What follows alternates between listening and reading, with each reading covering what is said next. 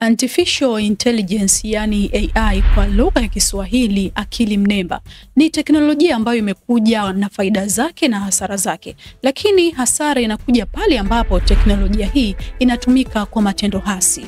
Kuna chapisho hili mtu mmoja amechapisha kwenye kundi moja linalotambulika kama Mafinga kwenye mtandao wa Facebook, lililoambatana na picha yenye ujumbe usemao: "Hello, gari zilishafika kitambo.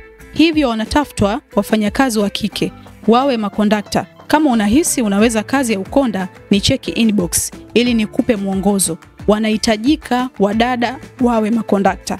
Kwa haraka haraka, picha hii ni ya uongo, kwani imetengenezwa kwa teknolojia ya akili mnemba AI. Lakini kwa bahati mbaya watu wengi wameonekana kuamini, kiasi kwamba posti hii kuwa na maoni zaidi ya 1000, huku wengi wao wakionekana kuomba nafasi, lakini wengine wakiuliza wakidhani kuwa ni kweli, lakini wachache ndio wakielewa kwamba chapisho hili ni la uongo.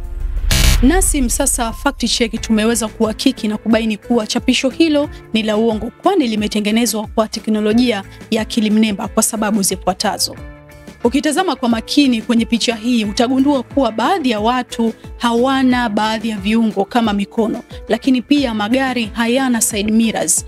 Lakini cha kushangaza zaidi, kwa mtoa tangazo, yeye ana makosa mengi sana ya kisarufi, kiasi ambacho kinadhihirisha kuwa kama tangazo ni rasmi haliwezi kuwa na makosa mengi kama haya ya kisarufi.